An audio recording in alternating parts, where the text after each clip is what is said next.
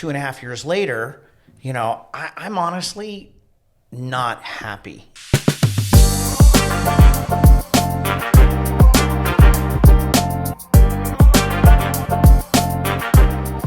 What's up, y'all? Welcome to another episode of LA Fixers, our podcast here out of Co-Create Studios.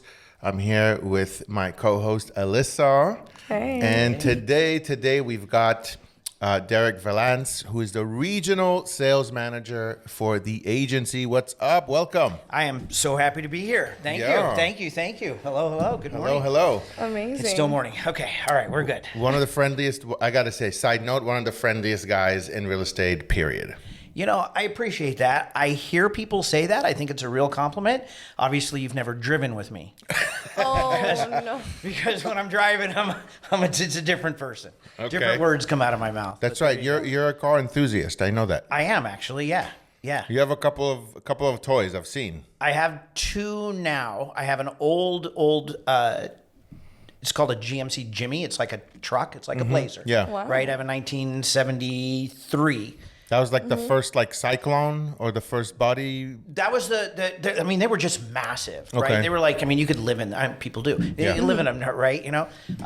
But then my little one is my little Ferrari. Yeah, I've got a little 78 Ferrari. It's a 308. 308. Yeah, I've seen it on Facebook. I was like, damn, he's got a vintage thing. Yeah. Vintage thing. Yeah. And you go on these Ferraris, like some of they all get together, right? I haven't done that in a while. But yeah, they were fun. But honestly, it was me and my classic, and then a lot of guys in their brand new. Yeah. Right? And around the corners up in the mountains, I have no problem. My car's like a go-kart.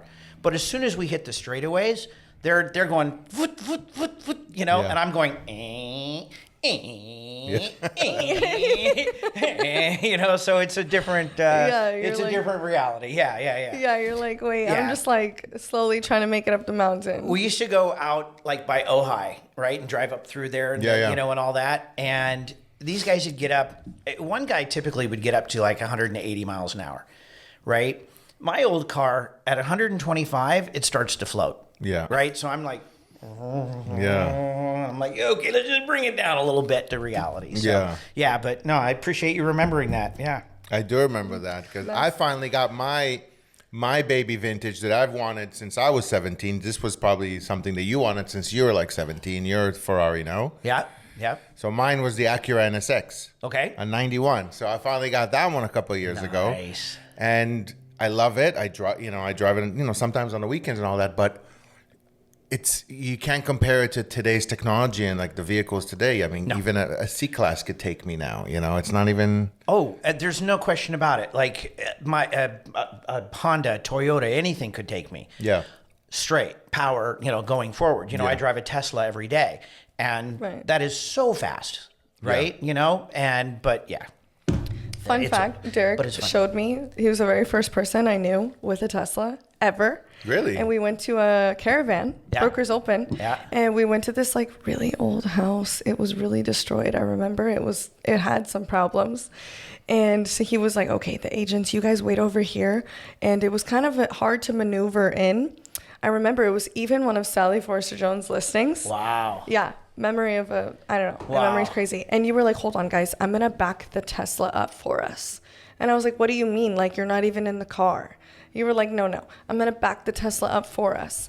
And I'm like freaking out. You were the first person who showed me what a Tesla was and what it could do. I'm sitting here like texting my friends like, yeah, my manager has a car that backs up for us. And like, it already has the AC in it. And you kept pressing the fart noise. It's my favorite and thing. Scaring everyone on the street. It's my favorite thing, right? If that doesn't describe you, I don't know what is. You're always making people laugh. And I feel like that leads us into like your job. And another thing is we really wanted to have you on the podcast here because we've had agents from the past and we've had a bunch of agents from the agency specifically. Chuck can speak on that. Yeah. Like, we've had George and Gina. Love them. We've had Nicole Tequila. Great. Love her. We've had, have you ever heard of Dennis Chernoff? Don't like him.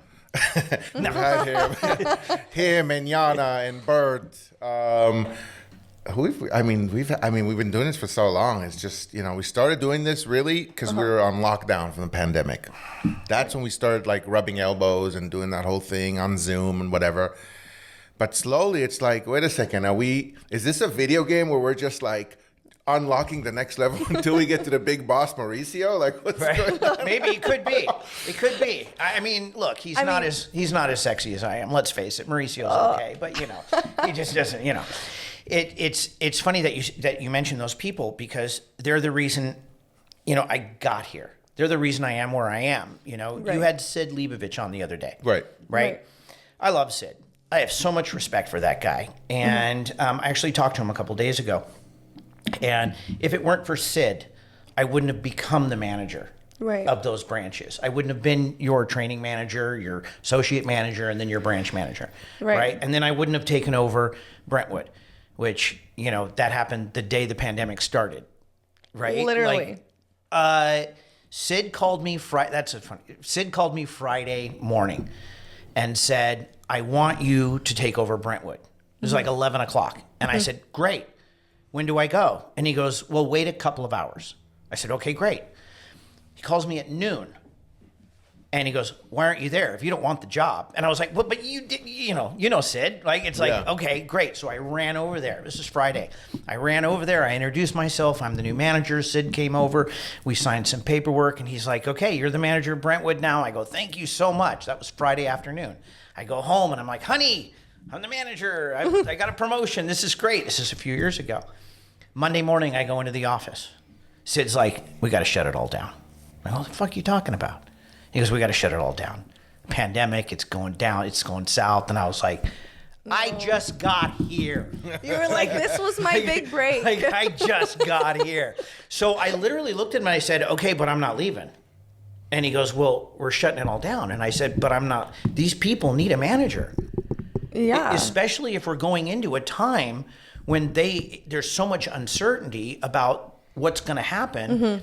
I need to be there for them. Right. And he was like, business is going to shut down. Because remember, we thought there was going to be no business. Yep. Turned out to be one of the best years ever. But in the beginning, we thought there was no business. And I just said, well, I'm staying. They're going to need it. And he was like, well, I don't know if I can pay you. I said, I don't give a shit. I got to stay here. You've paid me a lot in the past. You'll pay me in the future. And he goes, but I have to pay you something. I go, well, just give me minimum wage. Right? I'm fine. Let's just, until we figure it out. I'm not leaving. It wasn't a matter of it sounds like I'm very like, oh, I got to take care of the agents. And that was a really big part of it. I need to be there for them. But a part of it was like, I just got here. I'm not leaving. You're not kicking me out. Right? Right. And he wasn't. This is such a noble story. But no, it was just like, I'm just not leaving. That's it. Yeah. It's like, I'm here now. You're stuck with me. I took advantage of that. And there were some pluses and minuses to COVID, right? Like, I actually lived in Westlake, Woodland Hills area, and slowly but surely I've made it down to LA, right? But during that time, I was like, well, it's COVID, so I feel like I can pick my manager because I don't need to go in the office anyways. So I switched to his office in Brentwood. I did not live in Brentwood. I lived nowhere near Brentwood, but I picked that office because I met you and I felt like I could call you in 2 seconds and you would help me. And that's actually huge commonality that both of you have. I feel like I could call you and you can help me, and you both have that managerial aspect. And that's caretaker, why you said that pleaser, earlier. What is it? I don't know. I think it's people pleaser. Yeah, I'm a huge people pleaser. Yeah. If that's my character defect, and then that is it. And something I don't think we can fix that, because it almost feels like it validates me on a daily basis, and it feels like it fills me up, like it gives me that fuel. Like I'm helping people. I get to help. I get to help. That's Isn't really it what so it much is. better? I asked Bert once a long time ago, and he always reminds me of this thing. I said, would you rather get $1 million or give $1 million? He's like, get $1 million. I was like, don't you think if you get to give $1 million, you have $100 million? He's like, oh, and I was stuck with him, right? So now I'm talking. Yeah, it's like I'd love to give $1 million, because to be in a position of giving is always such a better position for your soul. You're 100% right. Yeah. I sort of. Right. I hear people in LA especially, right? And they're like, you need to make sure you're okay before you do for others, right? And I hear that you need to make sure that you love yourself before someone else can love you. You make sure, To me, I kind of want to call bullshit. right? I mean, do you think Mother Teresa ever woke up in the morning on people in LA? Right? Do you think you think Mother Teresa ever woke up in the morning and went, me first? I need to make sure that I'm in a good place before I go help people. Yeah. I think, I don't think that happened. I don't think Nelson Mandela was like, me first. Let me get my Air One smoothie first. Yeah, let me just, Pilates. like, I just don't think so. I need a Mercedes to just feel like a princess. Right? Like, I just don't think that's the way it works. I know that's not the way it works for me. Right? If you go help people, your cup's going to get full. even when you got your Tesla, you were like, I got my Tesla to drive people around. You got your car for other people. Yeah. It was because I drive people around. Well, I used to. I don't much anymore. Yeah, you used to. But it was a big part of not wanting to pay for gas, but it was a big part of who I am. Like, I have to have a 4-seater. Rarely do I have 4 people in my car, but I have to have one. Yeah. I told my wife, I was like, before I got my last car, I was like, I'm just going to get a little Porsche convertible. Of course, she said no. I said, why? And she goes, no. And I said, okay, no Porsche convertible. And then I thought about it. It really doesn't suit me. Right. I mean, I have a little sports car, so I don't need another one. And what I do is I drive to houses to see agents, right? I don't see houses anymore. So I go on Caravan to see people, not houses, which has always sort of been my thing. I've always been more concerned about the people than the actual house. I want to help you buy a house. I don't give a fuck what house. Right. Right? I just want to help you. That's more. And people are like, oh, I love architecture. I love... I don't. What do you look for when you do go for people? Like, what is the key thing to you in building relationships? So what do I look for or how do I build relationships? Both. How do you pick who you even build a relationship with when you go to these houses and you meet all these people? There's, let's just say, 50 people. How do you pick and choose who you're going to go up to and nurture that relationship? So because I'm a people pleaser, often I'll look for the outcast. I'll look for somebody that's like standing in the corner and doesn't, and I'll just go talk to them, right? Because want to lift their spirit. Yeah, and just include everybody. You noticed that yesterday. You said the same thing. What? You were like, hey, so-and-so is a little down. I think I'm going to go help them. Oh, I feel like I say that a lot. Yeah. Well, this is LA. There's a lot of people that need help, So it's that. Or let's just say, for example, I'm going on tour because I'm looking for agents that I want to know. Right? We don't really recruit at the agency, right? It's more of an attraction to be there, but I do still have to go out and go, hey, we're looking at you. Mm-hmm. We've noticed you. We really like what you're doing. Mm-hmm. So for me, I'll select 10 to 14 different agent houses that I'm going to go see on Broker's Tour, right? Mm-hmm. And I'll drive up and I'll pull up. If I see the lights are out, they're sitting on the couch, I turn around and walk away. I don't want that person. Right. Like, I don't care if they were having a bad day or anything. It's just, that to me is a no. Right? So what I look for is, if it's not, trying to include everybody when I'm actually working and running around, I look for somebody that's already doing what we would expect of them. Right. Are they the best of the best? Are they white glove? Right? So Dennis, Dennis is 1/3 of the reason I'm at the agency. Right? Because he was there. That's a big reason. He was there, right? So, and we can talk about that later, how I came there. But I walk in and I want to see what the person's going to be like if they're at the agency. You will never walk into an open house where Dennis is, it's his listing or his open house, where he is not at the front door or very close to it. He's always greeting everybody. Right? Hey, how you doing? Hey, how you doing? How you doing? And that's what I look for. I want to see the people that are standing up, the music's on, the lights are on, the candles lit, the food is out, everything is looking good. The pillows have been karate chopped. I guess that's a thing, right? They got to karate chop the pillows or we'll do whatever. But I want to see the agent that's really welcoming people and he's giving clients that white glove service, right? The service that we expect at the agency. And in seeing them in action, I get to see what they're going to be like. So I'll turn around and walk away, or I'll see that agent that's dynamic and they're talking to a bunch of people. Like, who do I go for? And I see the listing agent and they're talking. Now I'm interested. Now I want to go say hi. Right. Because those are the people that we want. I've got a question for you. What would you say is like the pros and cons of being, at the position that you're at, where you're kind of overseeing three different, what is it, location branches, Yeah. right? Brokerages. What are the pros and cons? I think the cons is I can't be in as many places as I'd like, right? Mm-hmm. Like I can't be in every office every day, right? I'm overseeing. I'm working with. I don't really oversee these people. They're phenomenal. They're the best of Right. the best, right? So I look after about 140 agents. Wow. And we're doing about 1.6 billion in sales, right? So Incredible. there's a lot, right? So the fact that I can't be everywhere, that's a challenge. And the fact that I can't know everything is also, difficult because it's such a wide business. I've got the George and Gina doing this type of business. I've got Dennis doing this, and I've got Nicole doing that. And, it's all of that. So I just can't be everything to everybody. Right. Now, the pro is that I get to move around. Like, it's so nice to me. Yeah. My week is Monday morning Studio City from 9 to 1. And then I go to Calabasas from 2 to 6. Tuesday, I go Sherman Oaks from 9 to 11. Then I go on tour from 11 to 2. Then I go to Beverly Hills where I'm from 3 to 5:30. Right? Wow. Wednesday, I'm at I do 2 to 3 offices every single day. That's amazing. That is the best. What's the best part about the day? Arriving and leaving. And I get to do that twice, right? You only get to do that once, but I get to do that twice.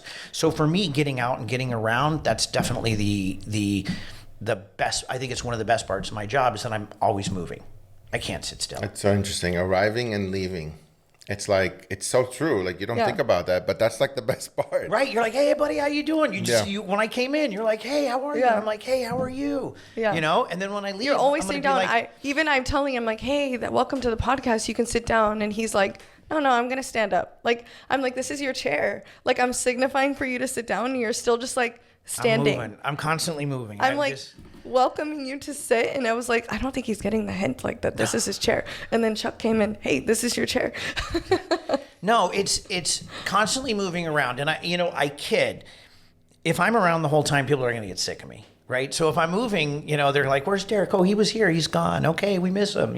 My wife always tells me less is more. So, that's one of the pros is I get to move around and work with so many different people. I mean, fun fact, like obviously we watched the show and it's the same thing. You just said it. And like, I saw you on Buying Beverly Hills for a second. And I'm like, wait, come back. Like, I want you to speak. I want to hear you. Like, I'm like, why didn't, like, I was waiting for your little cameo appearance, like talking in the back. Oh my goodness. Yeah, no, it's, first of all, there's a million people that want to be on that show, right? That is like the coolest thing, in real estate is to be on that show. They've got a cast and a team and they're out there being superstars and they're amazing and they have an incredible business. These people are actually doing what you see. Right. And they're accomplishing the things that they talk about. We're selling a $50 million listing or a $20 million listing. They're doing all those things. Right. Mm-hmm. I'm facilitating. Right. So I like being the second guy. Yeah. Like I like being number 2. Maybe I should phrase that differently, but I like being number 2. Right. I like taking things off of their plates. Right. I like managing so they don't have to be so busy managing. Right. Right. Technically, I feel like I'm the butler. It's their house. Mm-hmm. And I just want to buttle. I just want to make sure everything's good and working and managing perfectly is not a possibility, but it is a goal, right? Getting it done right. So as for the show goes, I'd rather be just on the sidelines. Yeah, they haven't asked me, and I don't think they ever will, but I have no real desire to have my life be that public. Right. That's frightening for me. Everyone knows you already, though. But, I'm a celebrity somewhere. I feel like, I just want to echo on that. I feel like that is probably the biggest curse in disguise, which is everybody wants to have their life so public, right? Everyone wants to be famous. It's just like a known thing by default. Everybody wants to be famous. Yeah. You used to ask kids, what do you want to be when you grow up? 80% of them would say a fireman, a teacher. Right. Now they all want to be influencers and vloggers and YouTubers and you know. So everybody wants to be famous. Everybody wants to be envied. Everybody wants that. But it is frightening. I mean, you look at what these people are going through. They can't have a normal day. They can't have a mental breakdown. They can't get upset at their spouse. They can't do anything without being scrutinized in the worst way, and it sucks. And I see it. You know, I'm around Mauricio, and I see the people walk up, hey, take a picture with me, or hey, how you doing, or hey, you know, occupy his time, or things like that. When I go to the Beverly Hills office, I say hello. You know, Mauricio and I, hi, how you doing? Hey, shake hands, have a quick hug. But I try to avoid being in his face. Like I try to what can I do to take things off your plate? I mean, I don't work directly with Mauricio on a daily basis, so it's not really my thing, but just try to keep things off their plate. So Michelle Schwartz, who is the managing partner of Studio City, Craig Nizick, managing partner of Sherman Oaks, and Emil Hartunian, managing partner of Calabasas. These three built the Valley. Right? And then they decided, like, they had individual offices, and before I got there, they decided, you know what? Let's just run them as one, right? And they did that, and so then now they're all three, right? So it's a joint thing, and then they brought me in to run the whole thing, right? Which is phenomenal. So I'm the butler. They built the house, like they created everything. Mauricio and Billy created the agency and the culture. And then they carried that out and made it happen in the Valley again and created this incredible culture. And I just get to come in and be known and be friendly and then from time to time be gone so they miss me, right? But then I'm the butler. Like I'm number two. I don't want to be in the spotlight. Right. You know, too many skeletons in my, no. Speaking of that, going back to being people pleasers, how we both are, I totally get that. Because that is saying, I'm the butler. When we know he's in a very powerful position, but yet he still says, I'm the butler. I want to take things off your plate. That shows vulnerability in a sense of like, I don't mind people not knowing that I'm the head honcho. I don't care if people know that I'm here to like be of service. I'm here to help. And people see that. They see right through it. They're like, okay, this person has like the good energy. Just like when you walked in, like, oh, the party starts, you know, like there's a vibe. It's you know, it's funny. I don't think I've ever seen you not with a smile on your face as well. I'm dying inside, trust me. There's no. With your broken toe? With my broken toe and broken fingers or whatever. No, I appreciate that. You know, I learned that a long time ago in a fellowship. And one of the things I learned was, you know, suit up and show up has always been a big one for me, right? If you call my son and say what's one of, you know, his favorite sayings, he'll say suit up and show up. But what do I bring, not what do I get, right? I can almost say that with the exception of a couple people in my entire career, most people show up and they're like, oh, what do I get? What is this office giving me? What do I get? Right? I just have a completely different attitude. For me, it's what do I bring? You know, what do I bring to this office? You know, people are like, oh, the printer's breaking down. They always suck. We have printers that work most of the time. Yeah. Like that's a better way to go. Or hey, maybe I could fix the printer. Not like, you know, get a hammer and, you know, a screwdriver or whatever, but I could fix it. I could make sure that it's working properly. If I see it's jammed, I could fix it instead of complain about it. Right. So it's an attitude of what do I bring as opposed to what do I get? That's that $1 million. That's the same thing. Am I bringing $1 million? Where am I getting that $1 million? Yeah. I want to circle back a little bit to the story of you. You mentioned, number one, that Dennis was a big reason why you went to the agency. Obviously, I know true that I met you at Rodeo Realty. You were with Sid Leibovich. Sorry, I don't even know why I said that wrong. And then you transferred over to the agency. So what was your transition like going from this well-known company to another well-known company? Newer company. You know, and they're very, very different. They're both just phenomenal, but they're very different. You know, it was interesting because I told you that I started at the Rodeo in Brentwood as the branch manager, like literally when the pandemic started. Right. So 2.5 years later, I'm honestly not happy in the Rodeo Brentwood office. Nothing to do with Sid, nothing to do with the company. Right. It was just, I'd been locked up for 2 years. Yeah. And I'd been on the second floor in that office, and I'm just not that guy, right? I need to move around. I had 50, 60 agents. It was great. Like I said, nothing negative, but I'd just been locked up. Right. So I needed a change. And there's some things that happened and some people that, it just wasn't a vibe anymore. It wasn't me. It wasn't who I am. So I decided to quit. So I called Sid, one of the hardest phone calls I ever made. I can imagine. I called Sid and I'm like, I'm leaving. And he understood why. And he was very cool. And he said, hey, can you stay for 2 weeks, while I, figure something out? I was like, damn, I thought he was going to tell me to bail right then and there and I was going to get off, but no. So I stayed for 2 weeks and I left. I had no idea where I was going. I had no idea. Okay. So I ran into, so I'm excited. This is a fun story. I love telling this story, right? So I literally leave on a Friday afternoon and I drive home. I am now unemployed. I now know not what I'm going to do. And Sid told me I could hang my license in Sherman Oaks and go back to selling, right? I don't know. So I drive home. I get home and my wife goes, my tire is flat in my car. Can you put air in it? I was like, yeah, I got this. So I told my son, come on, let's go to the gas station because I want to teach him how to, do it. So we go down the gas station. Right when I pull in, I see Craig Nizick. And I'm like, hey, what are you doing? How are you doing? Now, Craig and I had sort of a little serendipitous relationship because I walked in to an open house a few years before then. And I walked in and Craig was there. And Craig looks up at me and he goes, hey, aren't you in Ventura Boulevard magazine? And I was like, yeah, you are too. We were both in the same issue as a Spotlight. That's right. And he goes, hey, that's cool. And I was like, oh, that's really nice. Nice to meet you. How you doing? All that great stuff, right? Well, my client got that house, multiple offers, but because of that relationship that Craig and I had just established, I got the house. Right. Mm-hmm. Right. So my client still lives there. So that was how Craig and I met, kind of serendipitous, and then we got that house. So I literally pull into the gas station and Craig's there.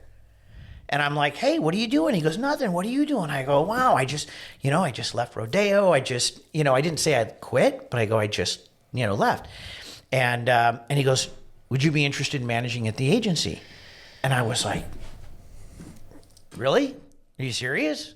And he's like, yeah. And I was like, yeah, let's talk. So we set up a meeting. We talked. I was very interested. Honestly thought it was way above me. I mean, they're too hip, slick, and cool.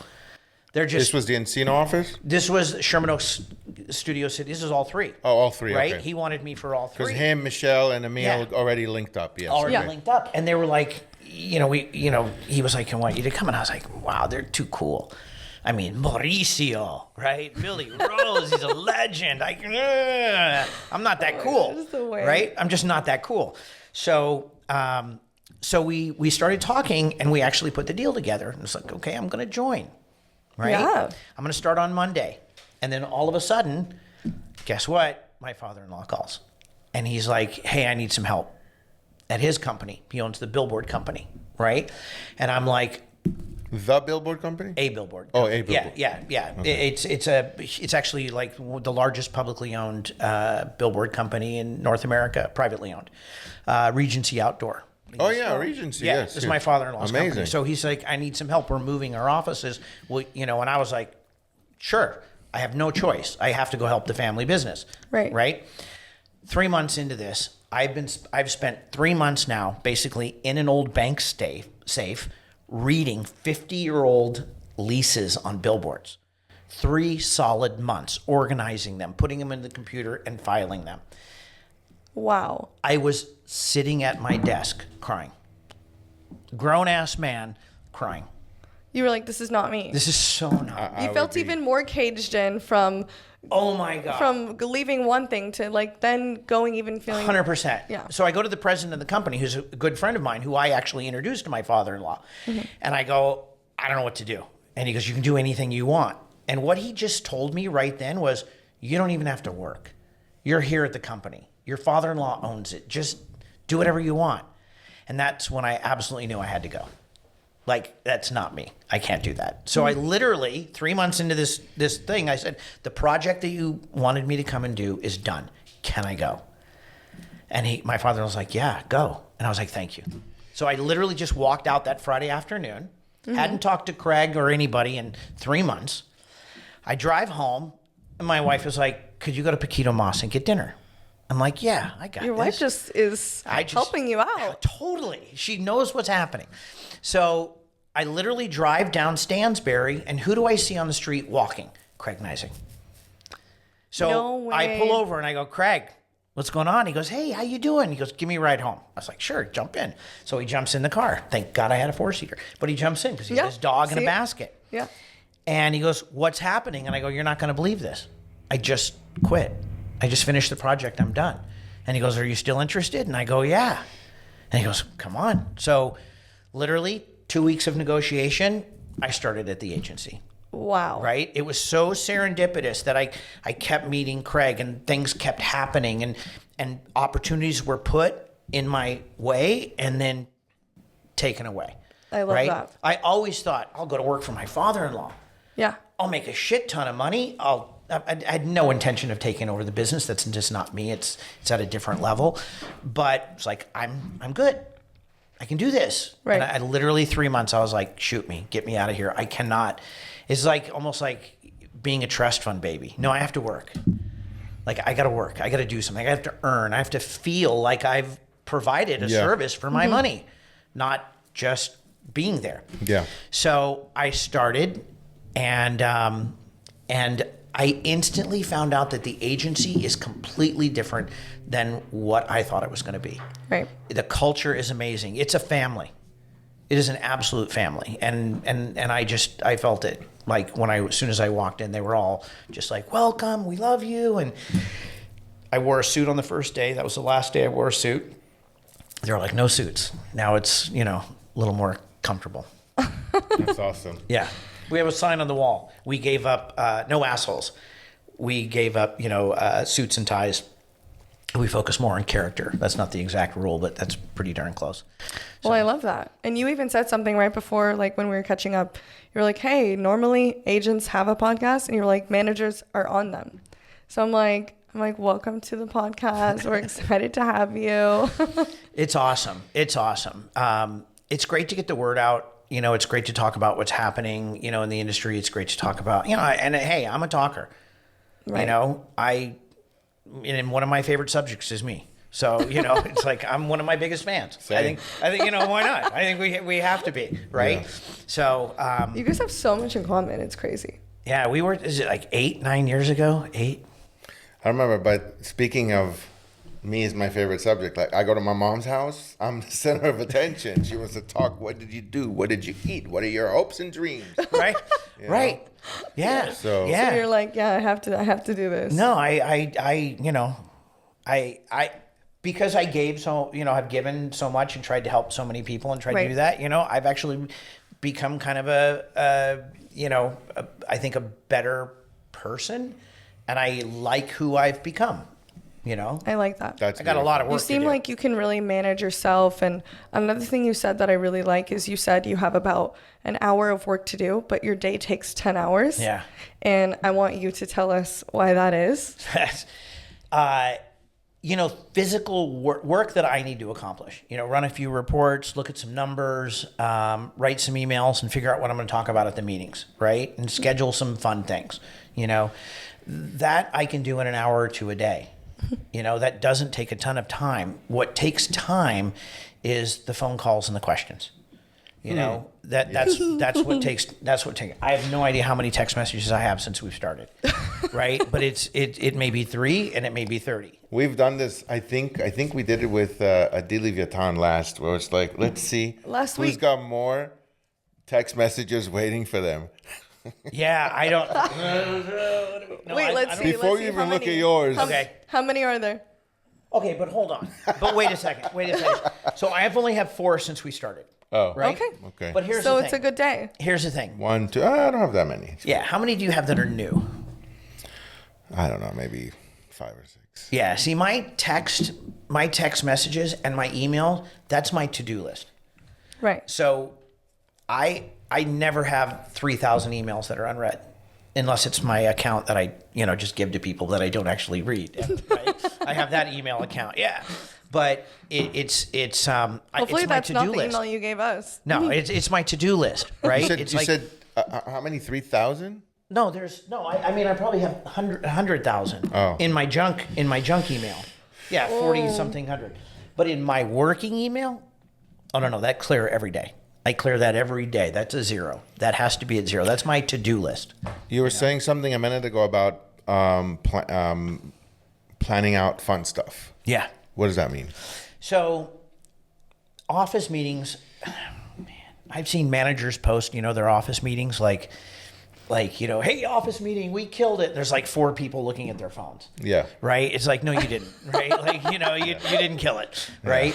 Yeah. And, there's managers that are like, I've got a great PowerPoint presentation for my office meeting, just shoot me. Right? So planning fun things, it's like, what good topics are we going to talk about at the meetings or fun things? Probably the best thing that I have found at the agency is its culture. Right? It is a culture. It's a family. It's friends. We have fun.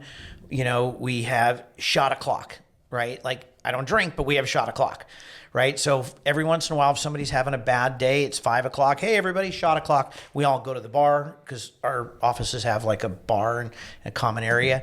And Note to quite self. like yours. No, yeah, come on Okay. in. We always Okay. have a drink. Amazing.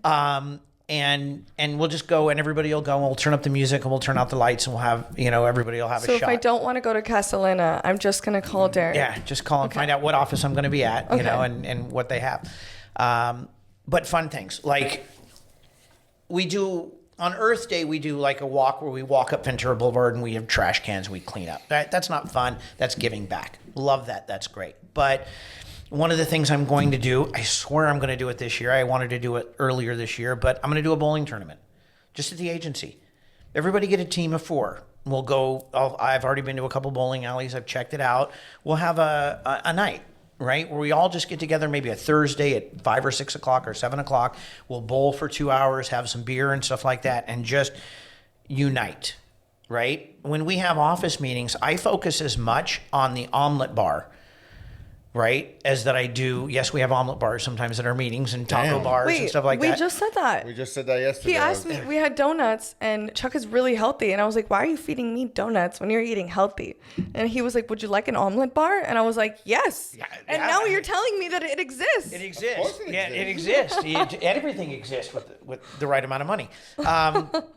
So, one of the things that, Craig is so good at big picture, right? He's big picture, right? He's so good at figuring out, what's going to happen in matchmaking, properties and things like that. Michelle, that you may have seen from the show, Michelle is a go-getter and she's just a hustler and she's an example of what a true powerhouse can be, and such a strong female lead, right? She is a strong female lead.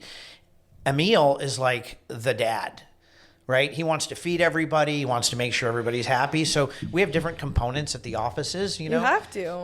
and yeah, we do, at the agency, look, it's luxury. We don't just sell the lifestyle, we live it, Right. We do an omelet bar or a taco bar once in a while. We want to make it fun. Yeah. So for me, it's events that get people together, right? I'll hold an office meeting at a property. So we'll have a $20 million property. It's gorgeous, brand new construction, whatever, in Encino. And instead of having the office meeting at an office, let's just do it there. And you know what? Let's have mimosas, right? Well, let's have mimosas. And by the way, I don't eat the donuts, but I bring donuts every meeting. Right? Out of my pocket, I'm like, no, I'm bringing donuts because we want to be healthy. We want the fruit. We want the bagels. But it's always the donuts that are gone. Right. And the other shit's just laying around for somebody to clean up. But I just think it's important to enjoy what you're doing. And we're there a lot. Right. Right? We're there a lot. So if we can make some omelets or have a meeting at a really cool location, or if we can have a bowling tournament just to blow off some steam, I think that's every bit as important as reading the contracts. Amazing. Right? Because you got to be in a good mood. You got to be in a good place if you're going to explain all these things. So I think it's just as important. But I walked in to a culture at the agency that was different than anything I'd experienced. They already had this. So again, I'm just continuing it and trying to expand upon it. Continue and expand. I guess that would be sort of the way I look at my position. Where do you think your wife will send you next? I wouldn't mind. It's no secret. It's no secret. I want 2 more offices in the Valley, right? And that's not my thing. I know that's the intention of Craig and Michelle and Emil and the offices. Michelle. Mish. I call her Mish. And I know that we'd like to expand. Right? I know that we'd like to dominate in a couple more. I mean, I was driving on Sunday up Ventura Boulevard. I'm not just saying this, but the majority of the signs were red. They were the agency signs. So you went from blue to red. I went from blue to red. So the classic, Yeah, no. When I actually told my wife, I go, no politics, no religion, no, But the agency is dominating the luxury market, and we're dominating the Valley. We're killing it. The open houses, the new constructions, it's just. Is Christina Gopian with the agency? Now you're going to make me look like an idiot. I don't know. I mean, you have 140 babies to look after. Yeah, I do. And I want to say that she is. She could be Beverly Hills or Brentwood or Malibu or Venice or Pasadena. She's like best friends with Gina. That's why I figured. Oh, okay. No, I think I've seen her. Yeah. Yeah, but she's not one of mine. No? No, she's not one of mine. Well. Okay. I mean, Oh, EXP. No, I'm kidding. Yeah, I think I've seen her, but I don't. She's not. No, it's weird. It still doesn't say who she's with. Christine. Update your bio because we don't know who you're with. And make sure you put your DRE number on there too. Right? Okay. I see who she's with. Never mind. I don't want to give a random shout out to a different company. All right, no, forget that. I've met her. I don't like her. She's not good. She's awesome. She's horrible. Honestly, Derick, I feel like we could talk for 2 hours, 3 hours, even 4 hours, and I feel like the time would not pass. But it's been a pleasure having you on. It really has. I have learned so much just about personal growth, how it feels to be a people pleaser, how you manage your day, how you are just well known but not known at the same time, and why that may be the key to happiness. Maybe we should teach the kids out there not to be influencers and YouTubers, and they should aspire to be managers and just always out there to help people. Influenced by actions, not words. Yes. Right? Maybe they could focus on that. I got to say, thank you so much for having me. You're amazing. I think this could be interviewing, could be a career for you. You did well. You put me at ease. You made me feel comfortable, even though I didn't sit in the chair when you told me to, but no, thank you so much. I got to say, and we should do this like a takeaway, okay, from this podcast.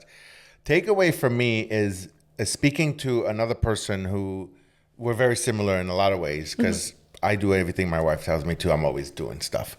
We all do. But we all do. And you're gonna have someday a husband to be able to send him places, you know.